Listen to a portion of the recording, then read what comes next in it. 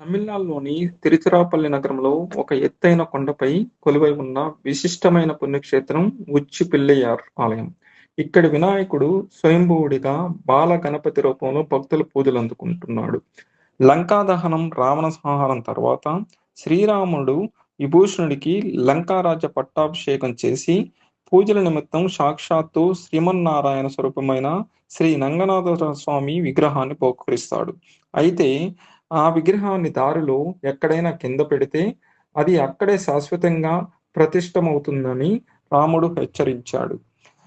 విభీషణుడు లంకకు వెళ్తూ కావేరీ నది తీరానికి వచ్చేసరికి సంధ్యావందనం చేసే సమయం అవుతుంది.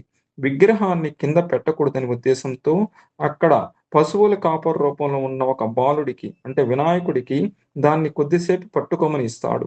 విభూషణుడు నీటిలోకి వెళ్ళగానే ఆ బాలుడు విగ్రహాన్ని నేలపై దించేస్తాడు. పరిగెత్తుకుంటూ వచ్చిన విభూషణుడు కోపంతో ఆ బాలుడి తలపై గట్టిగా ముట్టుతాడు. దాంతో ఆ బాలుడు కొండపైకి పరిగెత్తి తన నిజ రూపమైన వినాయకుడిగా దర్శనమిస్తాడు. ఇప్పటికీ ఇక్కడి గర్భాలయంలో వినాయక విగ్రహం నుదిటిపై ఆ ముట్టిన చిన్న మచ్చ కనిపిస్తుంది. ఆ తర్వాత పశ్చాత్తాపం చెందిన విభూషణుడు ఈ కొండపై వినాయకుడికి మొదటి ఆలయాన్ని నిర్మించాడు.